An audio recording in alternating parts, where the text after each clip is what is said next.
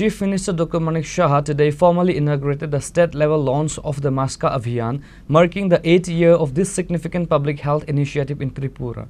The event, aimed at promoting the health and well-being of the state's children and adolescents, took place at the Chitraganda Kala Kendra in Telemura.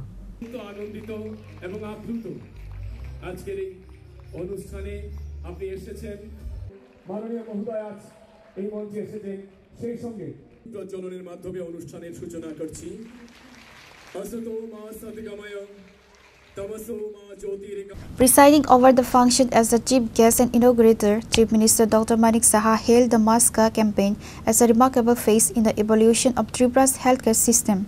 Dr. Shah asserted that Maska campaign has played a robust role in globally improving the quality of healthcare delivery in the state.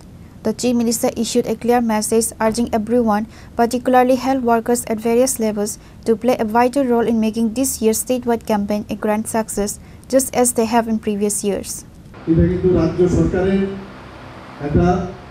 Central গভর্নমেন্টের কোনো রকম scheme না, আমরা কিন্তু নিজস্ব রাজ্য সরকারের চিন্তা ভাবনায় এই ধরনের একটা নতুন আমরা সৃষ্টি করেছি। এবং আমরা সবাই জানি যে একটা চারা গাছও যদি আমরা লাগাই মাটিতে, সেটাকে বাঁচাতে গিয়ে এবং তাকে যে পূর্ণতা লাভের জন্য লালন পালন করতে হবে।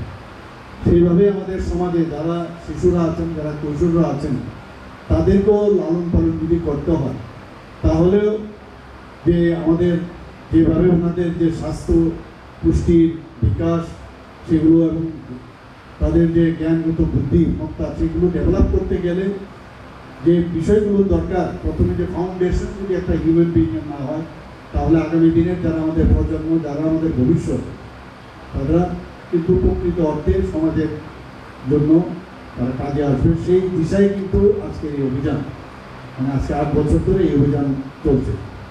এখানে আপনারা নিজেরাও দেখেছেন আজকে স্টেজে আমরা টিভির যে সংক্রমণ থেকে বাঁচবার জন্য ভিটামিনসের অভাব, যারা ডায়রিয়া হয় এবং আয়রন ও ফলিক অ্যাসিডের অভাব, এসব ঘাটতি পূরণের জন্য শিশুর যে তার যে পুষ্টিতে যে বাধা সৃষ্টি করে, তার থেকে বাঁচার জন্য এই কার্যক্রম।